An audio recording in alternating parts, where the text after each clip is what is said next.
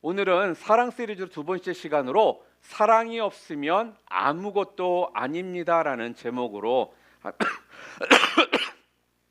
함께 말씀을 보도록 하겠습니다. 지난주에 제가 좀 말씀을 드렸던 것처럼요, 고린도 교회가 굉장히 은사가 다양하게 드러났던 그런 교회였습니다. 그런데도 불구하고요, 고린도 교회가 굉장히 문제들이 참 많았어요. 그러니까 사도 바울의 입장에서는 고린도 교회를 생각하잖아요. 그러면 진짜 머리가 지끈지끈 아플 정도로 교회에 굉장히 문제가 많았던 교회였습니다.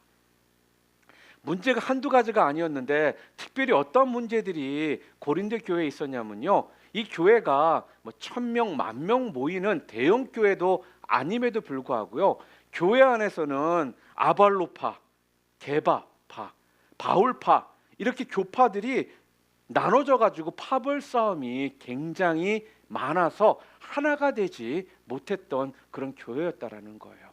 그리고요, 교회를 다닌다고 하면서도 아직까지 우상 숭배를 하고요, 음행을 행하는 자들이 있었고요, 또한 하나님께서 주신 음식들이 있다라면 감사한 마음으로 먹으면 되는데 이것은 먹어도 되고 저것은 먹으면 안 된다면서 이런 걸로 서로 계속적으로 싸움이 일어나고 그 안에 분란이 있었습니다. 방금 전에 말씀드린 것처럼 고린도 교회에 하나님께서는요, 많은 은사를 주셨거든요. 다양한 은사를 주셨으면 그 은사를 가지고 감사하게 충성되게 그 은사를 사용하면 좋은데요, 서로 그 은사를 자랑하고요, 서로 비교하면서 그거 가지고 또한 싸움이 계속적으로 벌어졌다라는 거예요. 그리고 교회에 문제가 생기면 그 문제를 교회 안에서 해결하면 좋은데요, 그 문제를 세상 법정까지 끌고 가서 세상에 욕을 먹이는, 세상 사람들에게 욕을 먹이는 이런 일들이 계속적으로 벌어지고 있더라는 것입니다. 그렇게 많은 다양한 은사를 가진 교회였음에도 불구하고, 그러니 사도 바울의 입장에서 고린도 교회를 생각하면 얼마나 답답하고 마음이 힘들고요, 진짜 어떻게 보면 우울증이 걸릴 정도로 그 고린도 교회를 생각하면 힘들었다라는 것이죠. 자, 그런데요, 이런 문제가 있는 이 고린도 교회를 치유하는 방법, 그 대안으로 오늘 사도 바울이요 제시한 게 뭐냐 하면요, 바로 사랑입니다. 이러한 지끈지끈 머리가 아플 정도로 이런 문제가 많은 이런 교회를 향해 그 대안으로 내놓은 것이 있었는데 그게 바로 사랑이더라는 거예요. 사랑. 그래서 지난주에 저희가 고린도전서 12장 31절 말씀 우리가 함께 읽었잖아요. 지난주에 너희는 더욱 큰 은사를 사모하라. 내가 또한 가장 좋은 길을 너희에게 보이리라. 그렇게 말씀을 했습니다. 자, 그러면서 오늘 고린도전서 13장을요 우리는 뭐라고 부르냐면 사랑장이다라고 이야기를 합니다.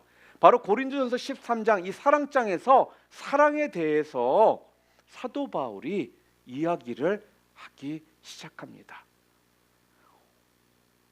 오늘 고린도서 13장 오늘 본문 말씀 1절 말씀 우리 좀 함께 읽을까요? 내가 사람의 방언과 천사의 말을 할지라도 사랑이 없으면 소리나는 구리와 울리는 꽹과리가 되고, 사람의 방언과 천사의 말을 할지라도, 다시 말해서 아무리 신령한 말을 하고요, 아무리 그것이 인간적으로 권위가 있는 말이라 할지라도, 놀라운 말이라 할지라도요, 거기에 사랑이 없으면 아무 소용이 없다. 이렇게 오늘 사랑장이라고 하는 고린도전서 13장 첫 절부터 이렇게 이야기를 합니다. 그러니까 말의 중요성이 이 사랑장의 문을 어떻게 보면 지금 열고 있는 것이에요. 자, 이게 뭐를 의미할까요? 제가 늘 말씀드리지만 공동체의 변화에 있어서 먼저 이 말의 변화만큼 중요한 게 없다라는 걸요 오늘 13장에서는요 저희들에게 또한 다시 한번 깨닫게 해 주고 있다라는 거예요. 여러분, 여러분의 가정이 회복이 되고 여러분의 관계가 회복이 되기를 원하십니까? 그렇다면요, 먼저 언어 습관을요 바꾸시기를 바랍니다. 여러분의 가정이 정말 변화되기를 원하십니까? 여러분의 부부관계가 변화되기를 원하십니까? 자녀와의 관계가 변화되기를 원하십니까? 부모와의 관계가 변화되기를 원하십니까? 함께 신앙생활하는 교회 안에서 형제 자매의 관계가 변화되기를 원하십니까? 정말 여러분들이 변화되기를 원하신다라면요, 그냥 우리 자신들이 평상시에 쉽게 지금 내뱉고 있는 우리의 말들을요 녹음을 한번 했다가 우리가 들어보잖아요. 그러면요 우리는 우리가 얼마나 말을 통해서 서로 힘들게 하고 있는지를 알 수가 있다라는 거예요. 그러니까 우리의 말을 바꿔야 된다라는 것을요 우리가 알게 될 것이라는 거예요. 우리가 가끔씩 이렇게 이야기를 해요. 아유 뭐 계속 이렇게 지냈는데요, 뭐 이제 익숙해져서 괜찮은 것 같은데요, 이렇게 이야기를 해요. 그런데 그 상대방은요 익숙해졌다라는 것이 더 이상 그것 때문에 내가 마덜받지 않고 상처받지 않는다라는 이야기가 아니라 상처는 계속 받지만 그것을 어떻게 해요? 안 받는 척하고 있다라는 이야기거든요. 그 상처가 계속적으로 오고 있지만 그것을 내가 지금 그냥 모른 척 넘어가고 있다라는 거지, 그것 때문에 내가 상처를 받지 않고 그것이 바덜받지 않는다라는 이야기가 아니라는 겁니다. 그래서 여러분의 가정이, 부부가 진짜 또한 관계가 회복되기를 원한다면요, 가끔씩 교회에서 보면은 사람들이 가정 상담학교, 내적 치유 세미나 이런 것들을 많이 참석을 합니다. 그런데 이런 것들을 통해서도 우리가 도움을 받을 수가 있어요, 분명. 그런데요, 무엇보다도 실제적으로 우리가 도움을 받을 수 있는 것이 무엇이냐면요, 남편을 향해 던지는 내 말, 아내를 향해 내가 하고 있는 말, 주변에 있는 사람들에게 내가 지금 던지고 있는 이런 말들을 우리가 다시 한번 우리의 그 언어 습관을 바꾸기만 한다면요, 그것만큼 실제적인 효과를 볼 수 있는 방법이 없다라는 거예요. 여러분, 우리가 가끔씩 교회는 다들 부흥을 원합니다. 그렇죠? 교회가 부흥을 하기를 원하면 사람들이 은사가 좀 많이 드러나야 됩니다. 아니면 신령한 능력들이 좀 많이 보여져야 돼요. 좀 특별한 부흥을 우리가 경험하기 위해서 그런 것들이 필요하잖아요. 틀린 말씀은 아니라는 거예요. 그런데요, 우리가 교회를 생각할 때 가장 먼저 우리가 생각해야 될 것이 있다라면 그게 무엇이냐면요, 우리가 습관적으로 던지는 우리의 언어 습관이라는 거예요. 나도 모르게 튀어나오는 이 부정적인 비판적인 언어 습관들을요 고치는 것이 무엇보다도 중요하다라는 것입니다. 그러면요, 내 속에 있었던 교회를 향한 내 부정적인 마음들이요 하나씩 바뀌면서 사랑의 마음으로 회복되기 시작한다라는 겁니다. 그래서 온 성도가요 그때부터 교회를 더욱더 사랑하게 되는 것이고요, 그럴 때 교회가 자연스럽게 부흥이 되더라는 거예요. 여러분, 사단 마귀는요 솔직하게요 여러분과 저를 공격해 오는 방법이요 다른 것이 아니에요. 계속적인 부정적인 비판적인 언어를 통해 서로가 서로에게 힘듦을 줌으로써 우리 스스로가 서로를 어떻게 해요? 자꾸 갈라놓게 만드는 이런 것들을 사단 마귀는 끊임없이 우리에게 던진다라는 거예요. 우리가 거기에 넘어가서는 안 된다라는 거죠. 여러분, 초대교회를 한번 생각해 볼까요? 여러분, 마가 다락방에 성령 충만으로 성령이 임했을 때 놀라운 변화들이 일어났었습니다. 그렇지 않습니까? 그때 가장 먼저 가장 강력하게 나타났던 현상이 무엇이었습니까? 사도행전 2장 4절 말씀 함께 읽겠습니다. 그들이 다 성령의 충만함을 받고 성령이 말하게 하심을 따라 다른 언어들로 말하기를 시작하니라 그랬습니다. 오늘 우리에게 성령이 임하시고요, 내가 성령 충만할 때 가장 먼저 강력하게 나타나는 현상이 있는데 그게 무엇이냐?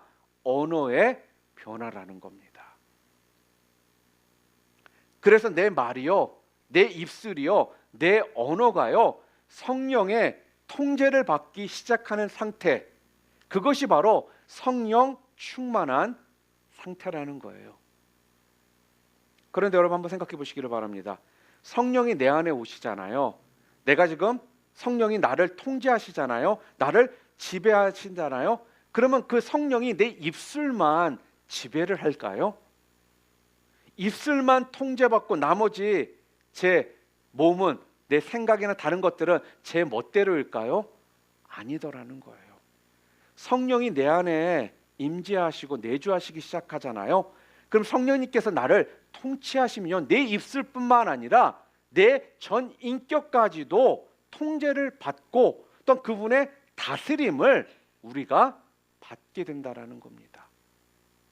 여러분 한번 생각해 보세요. 여러분들이 성령 충만, 은혜가 충만했을 때는요, 어떻습니까?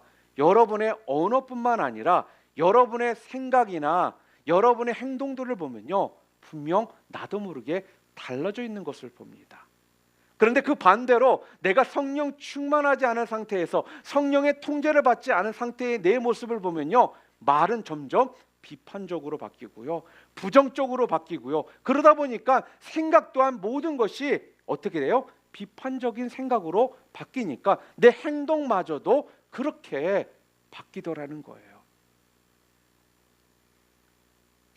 그런데 오늘 유독 사도행전에서는 왜 입술의 변화만을 이렇게 기록을 하고 있을까요?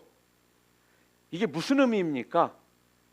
그만큼 이 입술이라는 것이요, 여러분과 제가 던지는 이 말이라는 것이요, 바로 우리 사람의 인격을 말해주기 때문에 그렇습니다. 그 사람의 영성을 말해주는 거예요. 그 사람의 입술이 지금 어떻게 사용되느냐에 따라서 그 사람의 영성이 지금 어떠한 상태에 있는지를 말해준다라는 겁니다. 오늘 이러한 말의 변화가 여러분 가운데 있으시기를 바랍니다. 저 한번 우리 좀 따라해 봤으면 좋겠습니다. 기왕이면 여러분의 입술에는요, 이러한 말씀이 매 순간 선포되어지기를 바랍니다. 한번 해볼까요? 감사합니다. 사랑합니다. 할 수 있습니다. 하면 됩니다. 해봅시다. 여러분의 입술에는요, 이러한 긍정적인 이러한 말의 변화를 통해요, 선포되어지는 그런 축복의 언어가 여러분의 입술을 통해 흘러가기를 바랍니다. 여러분 한 명의 그런 축복의 언어가 흘러갈 때 그것이 영향을 줘서 주변을 변화시킨다라는 거예요. 또 오늘 본문을 읽다 보면요, 좀 묵상을 하다 보면요, 좀 재밌고 좀 흥미로운 사실을 하나 우리가 오늘 발견할 수가 있어요. 오늘 본문 고린도전서 13장 1절부터 3절까지 그 문장 구도를 좀 보잖아요. 그러면 똑같은 구도가 3번 반복되고 있는 것을 우리가 알 수가 있어요. 1절 말씀만 볼까요? 내가 사람의 방언과 천사의 말을 할지라도, 이것이 앞부분이죠. 소리나는 구리와 울리는 꽹과리가 되고, 이것은 뒷부분입니다. 자, 그런데 오늘 본문 이 세 구절 1절부터 3절까지 다 공통적인 것이 뭐냐면요, 앞부분은 긍정적인 이야기를 해요. 그런데요, 뒷부분은 부정적이더라는 거예요. 1절만 그러는 것이 아니라 2절과 3절도 똑같습니다. 2절 말씀도 볼까요? 내가 예언하는 능력이 있어 모든 비밀과 모든 지식을 알고 또 산을 옮길 만한 모든 믿음이 있을지라도, 앞부분은 긍정적이죠. 그런데 뒷부분을 보세요. 내가 아무것도 아니요, 부정적이죠. 3절도 마찬가지입니다. 내가 내게 있는 모든 것으로 구제하고 또 내 몸을 불사르게 내줄지라도, 긍정적인 이야기를 해요. 그런데 마지막에 후반부에는 내게 아무 유익이 없느니라, 이렇게 부정적으로 말을 마치고 있습니다.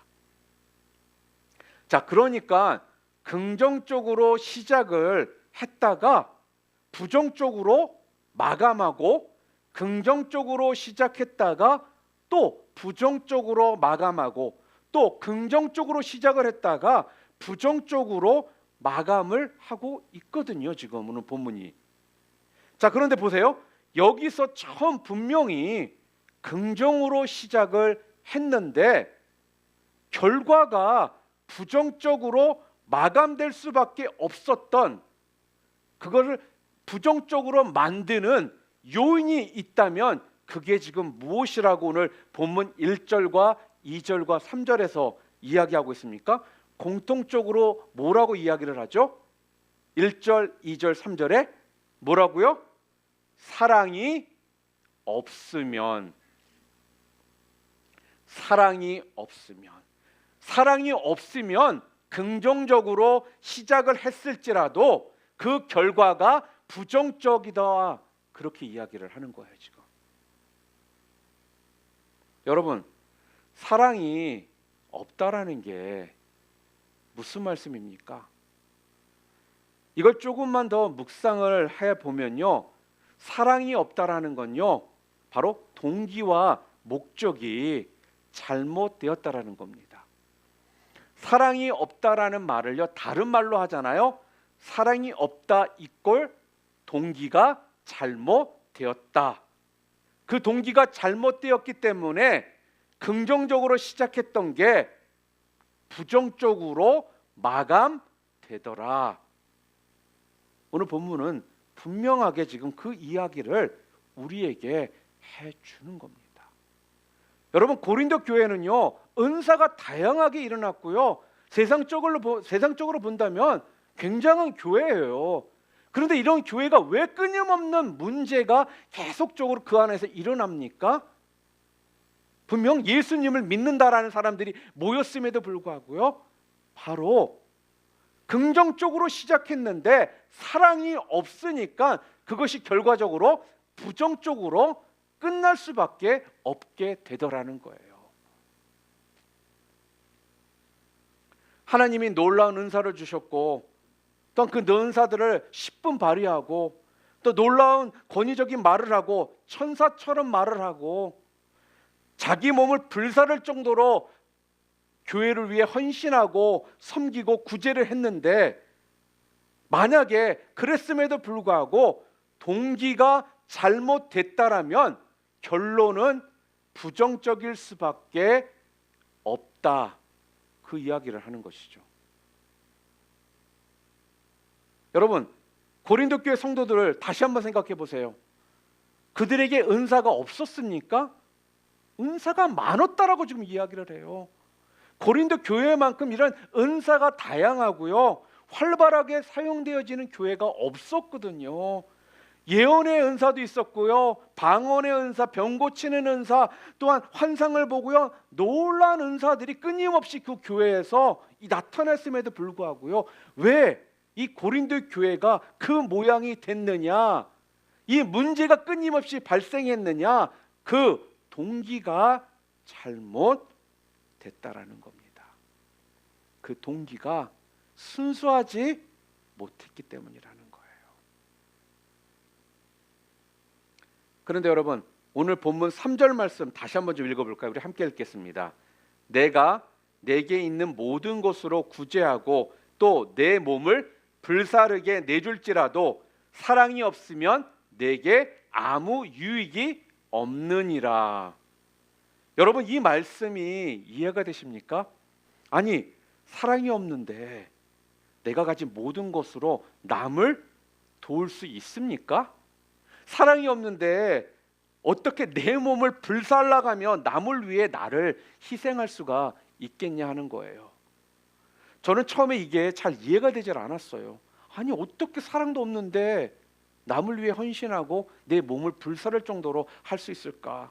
아니, 어떻게 사랑이 없는데 내가 몸을 불사를 수 있지? 그런데요, 계속적으로 이 본문 말씀을 묵상하는 가운데 깨닫게 된 것이 있는데요, 그것이 바로 오늘 말씀을 통해 제가 여러분들에게 전하고자 하는 핵심 메시지입니다. 사랑이 없으면 그랬는데 여기서 말하는 그 사랑이 뭐냐 하면요, 그냥 사랑이 아니라 아가페 사랑을 말하는 것입니다. 아가페 사랑. 그러니까 고린도 교회 성도들은요, 사랑이 없었던 것이 아니에요. 나름대로 사랑을 했어요. 사랑했으니까 그런 은사들이 어떻게 보면 나타나고 그런 거거든요. 자, 그런데 문제가 뭐냐 하면요, 그 사랑이 아가페 사랑이 아니더라는 거예요. 그들에게 사랑은 있었는데, 사랑은 했는데 아가페 사랑이 아니었다라는 것입니다. 그러니까 다시 바꿔 말하면요, 아가페 사랑이 없어도 세상적인 에로스 사랑만 있어도 이런 일들이 가능하다라는 거예요. 한번 예를 좀 들어볼게요. 조금은 극단적인 이야기가 될 수는 있지만 여러분들의 좀 이해를 돕기 위해서 지금 말씀을 드립니다. 어떤 한 자매가 있었다고 생각해 볼까요?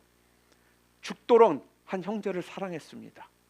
너무너무 사랑한 거. 그런데요, 부모가 너무 반대를 해요. 아무리 부모에게 빌고 별짓을 다 해봐도 부모가 반대를 합니다. 그래서요, 이 자매가요, 약을 먹고 자살을 했습니다. 여러분, 이것이 사랑이에요, 아니에요? 이것도 여러분 사랑입니다. 그런데요, 이게 아가페입니까? 이거는요, 바로 에로스 사랑이라는 거예요. 그러니까 에로스 사랑으로도요, 얼마든지 자기 몸을요 불살할 수 있고요, 에로스 사랑으로도요 모든 것을 내어줄 수 있을 만큼 뜨거운 사랑을 할 수가 있습니다. 그런데 사도 바울이 지금요, 책망하는 게 너희들이 행하는 모든 수고와 모든 능력과 행함과 그 모든 사랑은 아가페 사랑이 아니라 에로스 사랑이라는 거예요. 그러면서 그거를 지금 책망하는 겁니다. 그렇기 때문에 고린도 교회가요, 사랑이 없었던 것이 아니었고 은사가 없는 것이 아니었음에도 불구하고 섬김과 헌심이 없었던 것이 아님에도 불구하고 그 교회가 끊임없이 문제가 있었던 것은요, 그들의 동기, 그 목적이 잘못된 바로 에로스 사랑을 그들이 했기 때문에 이러한 어려움이, 문제가 그 교회에 발생했다라는 거예요. 여러분, 에로스 사랑, 그러면 우리 모두에게 좀 선입견이 좀 있잖아요. 에로스 사랑 그러면요, 우리가 생각하는 게 첫 번째로 뛰어오르는 게 뭐예요? 남녀 간의 사랑을 생각합니다. 불같은 사랑, 육체적인 사랑, 이런 것들을 우리가 보통은 에로스 사랑이다라고 우리가 그렇게 이야기를 합니다. 자, 그런데요, 이게 맞는 분석이지만 온전한 분석은 또한 아니라는 거예요. 그러니까 에로스 사랑의 어떠한 부분적인 것을 이야기하는 거지 전체를 말하는 것이 아니라는 것입니다. 자, 그렇다면 여러분, 에로스 사랑과 아가페 사랑의 차이가 도대체 무엇일까요? 에로스와 아가페의 차이가 무엇이냐? 독일의 한 신학자가 이렇게 정의를 내렸습니다. 에로스는 가치를 추구하는 사랑이고 아가페는 가치를 부여하는 사랑이다. 그러니까 에로스는요, 이미 가치가 있는 것을 내가 원해서 내 것으로 만들고자 하는 행위예요, 행위. 내가 원하는 것을 얻으려고 하는 사랑, 이것이 에로스라는 거예요. 에로스는 이미 가치가 있는 것을요 추구하는 거예요. 벌써 가치가 있어요. 그래서 주로 남녀 관계의 사랑을 말할 때 우리가 에로스 사랑이라는 것 말을 하는 겁니다. 그러니까 이런 거죠. 이미 아름다운 여자, 이미 멋있는 남자, 이미 능력 있는 남자, 이미 지혜로운 여자, 이미 가치가 있는 그 사람을요 내 것으로 만들려고 애쓰는 것이 뭐라고요? 에로스라는 거예요. 그러다 보니까요 에로스 사랑에 문제가 있습니다. 그 문제가 뭐냐면요, 에로스 사랑은요 굉장히 자기 중심적이고 자기 만족적이다라는 거예요.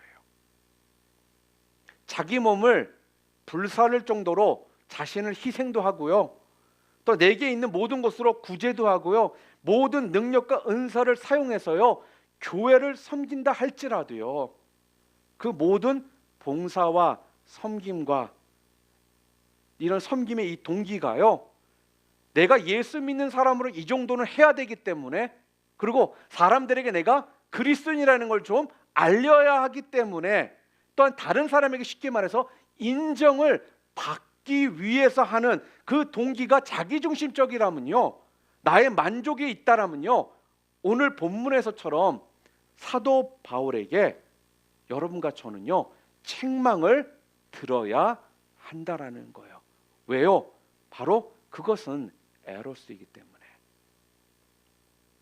그렇기 때문에 우리 교회에서 보면요 자주 듣는 이야기가 뭐예요? 시험 받았대요. 왜 시험 받았냐? 내가 이만큼 했는데 알아주지를 않는데요. 내가 교회를 위해 이렇게 헌신하고 섬겼는데 아무도 알아주지 않는다라는 거예요. 이것은 바로 뭐라는 거예요? 에로스라는 거예요. 내 중심적이고 내 만족이 동기라는 것입니다. 자, 그렇다면 아가페 사랑의 특징은 뭘까요? 아가페는요 제가 뭐라고 얘기했어요? 가치를 추구하는 것이 아니라 가치를 부여한다고 그랬죠. 그러니까 아가페 사랑은요 가치가 없어요. 가치가 없는데 거기에 내가 가치를 부여해 주는 거예요. 쉽게 이야기하면요 정말 저 남자는 산적 두목같이 생겼어요. 그리고 세상적으로 봐도 진짜 못생겼거든요.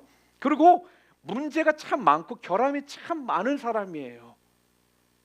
성격에도 참 문제가 많아요. 그럼에도 불구하고 나 아니면 저 남자는 세상에 낙오자가 될 수밖에 없다. 그리고는 그 사람에게 없는 장점을요 자꾸 덮어 씌워준다라는 거예요. 그래도 그 남자는 박력은 있잖아. 언젠가는 이 남자의 진가를 알아주는 사람이 있을 거야. 이렇게 하면서 뭐 한다라는 거예요? 가치를 부여해 주는 것입니다. 그게 사실이 아닌데도 불구하고 이게 뭐라고요? 이게 아가페라는 거예요. 제가 목회를 하면서 참 이런 경우들을 많이 봅니다. 제가 전에 섬겼던 목사님께서는요 끊임없이 기다려주시고 믿고 그 사람에게 가치를 부여해 주시는데 옆에 사람들은 어느 순간순간 답답해요. 아, 나 같으면 벌써 젠장이 잘라버렸다 이렇게 생각이 들 정도인데도 끝까지 믿어주시고 가치를 부여해 주시고 지금은 이렇지만 나중에는 이럴 거다라는 그 사람을 향한 끊임없는 가치를 부여해 주시더라는 거예요. 그런데요 정말 그렇게 했더니요 결과가 엄청난 일들이 벌어지더라는 거예요. 제가 지난번에 세미나에 참석했을 때 어떤 이제 강사님께서 예를 하나 드시면서 좀 이런 이야기를 하시더라고요. 조금은 어떻게 보면 조금 별로 이렇게 기분 좋게 나눌 그런 내용은 아니지만 이런 이야기를 하시더라고요. 어떤 교회에서 여자 집사님 한 분이요 상담을 신청하고 목사님을 찾아오셨대요. 목사님을 찾아오자마자요 막 울더라는 겁니다. 계속 울더래요. 그러더니요 집사님 왜 그러세요? 그랬더니 그 집사님이 울다가 이렇게 말씀을 하시더래요. 자기 남편이요 외도를 했다라는 거예요. 바람을 피웠는데요 또 그것이 어떻게 됐냐면 들킨 거예요. 그러고 나니까 그렇게 믿었던 남편이요, 자기에게 상처를 주니까 도저히 견딜 수가 없더라는 거예요. 그 남편이 그리고 또 얼마나 뻔뻔한지, 아니 싹싹 빌어도 부족할 판에 되레 뭐라고 이야기하냐면, 야, 나 너 더 이상 사랑하지 않으니까 그러니까 이혼하자. 그렇게 힘들어하지 말고 우리 그냥 갈라서자. 이렇게 이야기를 하더라는 겁니다. 이 여자 집사님도요, 자기 마음 같아서는 진작에 갈라쓰고 싶었는데, 같이 집에 있으면 솔직히 남편하고 부딪힐 일이 있잖아요. 그럴 때마다 진짜 벌레가 기어가는 것처럼 그런 느낌이 막 생길 때도 많은데, 제가 정이 뚝 떨어졌음에도 불구하고요, 이 여자 집사님이 막 울면서 마지막에 뭐라고 이 목사님에게 이야기를 했냐면요, 목사님, 그러나 저는 이혼 안 합니다. 절대로 이혼 못 합니다. 안 할 겁니다. 그러시더라는 거예요. 그래서 왜요? 그랬더니요, 그 다음 말이 더 충격적이더라는 것입니다. 목사님, 내 마음 같아서는요, 이 벌레 같은 이 남자, 자, 내게 상처만 안겨준 남자, 나를 배신한 남자, 어떻게 보면 꼴 보기도 싫은 이 남자, 그런데요, 그런 남자이지만 나까지 저 사람을 싫어하고 믿다라고 저 사람을 내버린다라면, 저 사람으로부터 내가 돌아선다라면, 저 불쌍한 인간, 자기가 죄를 짓고 있음에도 하나님을 몰라서 죄인지도 모르고 살아가는 저 불쌍한 인간, 양심이 마비되어 버린 저 인간, 나까지 버린다면 저 남자는 어떻게 되겠습니까? 그러면서 막 울더라는 겁니다. 사랑하는 성도 여러분, 이게 에로스입니까? 아니죠. 그 남자는 좀 순결을 잃었습니다. 양심이 마비된 인간입니다. 가치가 지금 땅에 떨어져 있는 거예요. 사랑할 가치가 없는 사람입니다. 그러나 아가페 사랑은요, 나 중심이 아니라는 거예요. 여러분, 오늘 왜 이 고린도 교회가 결정적으로 실패한 이유가 무엇일까요? 이들에게 분명 봉사도 있었고요, 또한 구제도 있었고요, 여러 아름다운 겉으로 드러나는 선한 행위도 있었습니다. 그런데 거기에 동기가 잘못되었는데, 그들은 바로 에로스 사랑으로 교회를 섬겼다라는 거예요. 내 자신을 위해서, 내 만족을 위해서 섬겼다라는 겁니다. 사랑하는 성도 여러분, 여러분은 어떤 동기로 교회를 섬기고 계십니까? 저는 한 번씩, 지난번에도 제가 지난주에도 말씀을 좀 드렸는데요, 제 자신을 좀 돌아봅니다. 특별히 이번 사랑 시리즈를 통해서 제 스스로가 좀 많이 좀 돌아보는 시간을 갖고 있는데요, 저 나름대로 설교를 준비하기 위해 참 많은 시간들을 제가 할애합니다. 책도 읽고, 또 다른 목사님 설교들 좀 들어보고, 묵상도 하고, 제법 많은 시간들을 들여서 미리미리 그것을 위해 묵상하며 준비를 하거든요. 누구보다도 좀 설교하는데 많은 시간을 할애하면서 신경을 쓰고 있는데, 내가 이렇게 준비를 하는 동안에 한번 제 스스로가 좀 제 자신한테 좀 물어봤어요. 이게 에로스일까? 아니면 아가페일까? 나는 지금 하나님이 뉴라이프 디비전 교회라는 교회를 통해서, 이 공동체를 통해서 이 보내주신 이 영혼들을 정말로 내가 귀중하게 생각하고 아끼는 마음으로, 그들의 혹시라도 가지고 있는 상처나 이 아픔들을 말씀을 통해 용기를 주고 희망을 주고 그 안에서 소망을 갖게 하기 위해서 내가 말씀을 준비하고 있는가? 아니면 성도들에게 우리 목사님 설교 잘한다라는 이런 칭찬 듣고자 서 내가 이렇게 설교에 많은 시간을 내가 할애하고 있는 건 아닌가? 제 스스로에게 물어봤다라는 겁니다.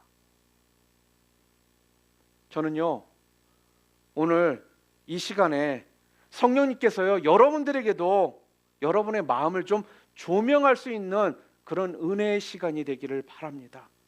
그래서 여러분도 여러분의 진짜 실체를 좀 여러분이 볼 수 있는 그런 은혜가 여러분 가운데 있기를 바랍니다.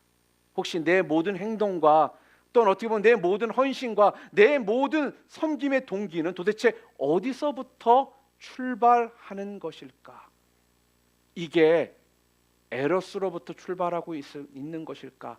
아니면 아가페로부터 출발하고 있는 것일까?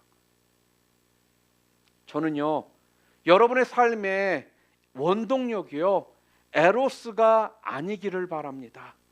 여러분의 삶의 원동력이요, 에로스가 아니라 아가페이기를 주님의 이름으로 축원합니다. 가치가 있어서 여러분 사랑을 하는 것, 가치가 있어서 행하는 것, 그것은요 에로스라는 거예요.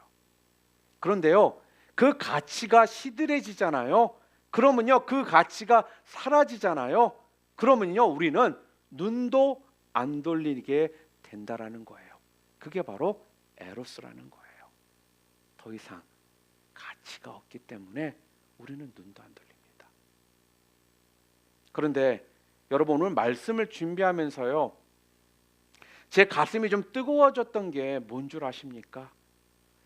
바로 하나님이 우리에게 지금 어떤 사랑을 주셨냐는 거예요. 어떤 사랑으로 나에게 다가오셨는가 하는 겁니다. 여러분은 구원을 받을 가치가 있는 사람이었습니까? 이 자리에 있는 여러분과 저 자신을 본다면요, 우리같이 악하고 교만하고 이기적이고 나밖에 모르고 내 편한 대로 모든 것을 하기를 원하고 그런 사람도 없거든요. 우리는 얼마나 창조주 우리 하나님을 반역합니까? 말로는 순종한다라고 하면서 우리의 삶의 모습을 보면요, 우리는 끊임없이 반역의 길을 걸어가고 있거든요. 죄의 길을 걸어가고 있거든요. 하나님이 나의 하나님이시다라고 말하면서도요, 내가 내 하나님이었다라는 것을 우리는 너무나도 잘 알고 있거든요. 내 생각, 내 지식, 내 방법, 내 가치가, 내 철학이 있다라면요, 하나님의 말씀은 항상 뒷전인 채 살아갔던 우리들의 모습을 우리는 너무나 잘 알고 있거든요. 이렇게 우리 멋대로 살아간 존재도 아마 우리 자신들밖에 없을 겁니다. 실제적으로 본다면요, 여러분과 저를 구원해 주실 가치가 있는 그런 존재가 아니라는 거예요. 얼마나 뺀질뺀질 거립니까 우리. 잠시 은혜 받은 것 같다가도 뒤돌아보면 또 옛날의 모습으로 돌아가 있고요. 솔직하게 사랑해 줄 만한 가치가 있는 존재들이 우리가 아니거든요. 우리 모습 그대로 다 까발린다면 우리 중에 사랑받을 수 있는 사람이 누가 있겠냐 하는 것입니다. 그런데도 불구하고, 사랑스럽지 않은데도 불구하고요, 하나님께서는요 이 아가페 사랑으로 여러분과 저에게 죄인이었음에도 불구하고 우리에게 가치를 부여해 주셔서요, 우리를 사랑해 주시고 사랑으로 우리를 붙들어 주셨다라는 거예요. 그래서 우리가 이렇게 지금 고개 들고 살아가고 있지 않습니까? 우리 중에 우리가 잘났기 때문에 이렇게 고개 들고 살아가는 사람은 없다라는 거예요. 그렇기 때문에 하나님은요, 여러분과 저에게 이 아가페 사랑으로 다가와 주셨습니다. 그래서 우리가 다른 형제자매나 아내나 남편이나 가족들에게요, 그것을 나눠야 되는 것이지, 여러분과 제가 특별나서 뭐 특별한 능력이 있어서가 아니더라는 거예요. 나도 용서받았고 나도 가치를 부여받았는데 내가 도대체 뭘 하고 누구를 손가락질하고 정죄하고 비판하느냐 하는 겁니다. 그래서 우리는 하나님의 사랑을 이야기하면서 부모님의 사랑을 떠올리는 것입니다. 여러분, 여러분이 자식으로 어린 시절을 지낼 때요, 부모님들이 진짜 여러분이 매일매일 사랑스러워서 여러분들을 길러주셨을까요? 제가 아이를 3명을 지금 키우고 있잖아요. 이 아이들을 내가 키울 때 보니까요, 만약에 제가 에로스로 우리 자녀들을 키웠다라면요, 예진작에 다 갖다 버렸어요, 여러분. 모든 부모님들이요, 에로스 사랑으로 자녀를 키웠다라면요, 여기에 버림받지 않을 사람은 아무도 없다라는 겁니다. 그런데 여러분, 우리 부모님들은요, 바로 아가페의 사랑으로요, 가치가 없는데도, 항상 사랑스럽지 않았는데도 여러분과 저에게 그 가치를 부여해 주셨다라는 겁니다. 제가 제일 처음에 시작한 사역이요, 중고등부 사역이었습니다. 중고등부 사역을 했던 지역에 솔직히 이렇게 좀 잘 사는 동네는 아니었어요. 그래서 많은 가정들이 좀 이민을 막 오셨다든지 생활이 어려운 그런 가정들이 많았거든요. 그러다 보니까 참 문제가 있는 아이들도 참 많았었어요. 뭐 마약 문제도 있는 애들도 있었고요, 가출한 애들도 있었고요. 맨날 학교에서 문제돼 가지고 제가 대신 가서 또 교장도 만나고 어드바이저도 만나고 참 여러 가지 했네요. 그랬는데 그때도 어떤 한 집사님이요, 연락이 와서 이제 같이 이제 그 학교에 가게 된 거예요. 학교에 갔더니 저한테 하시는 말씀이 첫 마디 저를 보면서요, 전도사님, 얘가 보기에는 이래도 애가 착해요, 순진한 애예요, 이제 괜찮아질 거예요. 제 속으로는 불이 나거든요. 지금 몇 번째인데 이게 지금. 여러분, 그럼에도 불구하고요, 엄마는요, 부모는요, 그 자녀를 향해서요, 끊임없이 가치를 부여해 주더라는 거예요. 얘 괜찮은 애예요. 지금은 좀 이래도요, 착한 애예요. 괜찮아질 거예요. 그러더라는 겁니다. 그런데요, 제가 그 사역을 하면서 깨달은 게 뭔지 아십니까? 그 당시의 모습만 본다면요, 예진작의 관계 다 끊고 싶은 그런 상황들도 참 많았는데요, 그 어머와의 그 마음, 그 부모의 마음을 제가 헤아리기 시작하니까요, 그 아이들에 향한 제 시선이, 생각이 달라지더라는 거예요. 비록 지금 당장은 문제일지라도요, 이 아이에 대해서 가치를 부여하는 마음이 생기니까요, 그 아이를 위해 제가 기도하게 되더라는 겁니다. 사랑하는 성도 여러분, 지금 당장 갑갑하고 답이 없이 보일지라도요, 우리는 지금 에로스 사랑이 아니라 아가페 사랑으로 다가가야 한다라는 거예요. 가치를 부여해 주는 자가 되어야 된다라는 겁니다. 그래야지만 아무리 많은 은사가 드러나고 많은 헌신과 능력이 있을지라도요, 사랑이 없으면 아무것도 아니라는 이 말씀처럼요, 여러분과 제 삶에 분명한 동기가 확실해야 되고 목적이 확실해야 한다라는 것입니다. 그래야지만 여러분과 제가 툭하면 시험 받고 툭하면 그것 때문에 어려워서 우리가 그러한 모습 가운데 살아가는 것이 아니라 앞을 바라보며 살아갈 수 있는, 어떻게 보면 주님께서 원하시는 아가페 사랑을 실천해 나가는 그런 신앙의 모습이 우리 가운데 있게 될 것입니다. 이 사랑에 여러분들이요, 정말 감격할 줄 아는 사람만이요, 이 아가페 사랑을 우리는 나눠줄 수가 있습니다. 저는 그래서 오늘 여러분들과 찬송가 310장 하나님의 은혜로 이 찬양을 좀 함께 좀 하기를 원해요. 이 찬양 가사들을요, 생각할 때 보면요, 뭐라고 적혀있냐면 하나님의 은혜로 이 쓸데없는 자 왜 구속하여 주는지 난 알 수 없도다. 맞아요, 여러분. 우리가 알 수 없는 게 그게 아가페라는 거예요. 알 수 있다라면요, 사랑할 만한 이유가 있다라면요, 그거는 에로스라는 거예요. 우리 다 같이 오늘 이 찬송을 하면서요, 정말 하나님의 이 은혜를 진짜 이 아가페적인 사랑을요 설명할 때 성령님께서 이 찬양을 통해 이 가사말을 통해 여러분들을 좀 만져주는 그런 은혜가 있기를 바랍니다. 오늘 이 시간 이 하나님의 사랑, 이 아가페 사랑, 이 은혜를 오늘 이 가사들을 좀 생각하시면서 우리 함께 좀 찬양하기를 원합니다.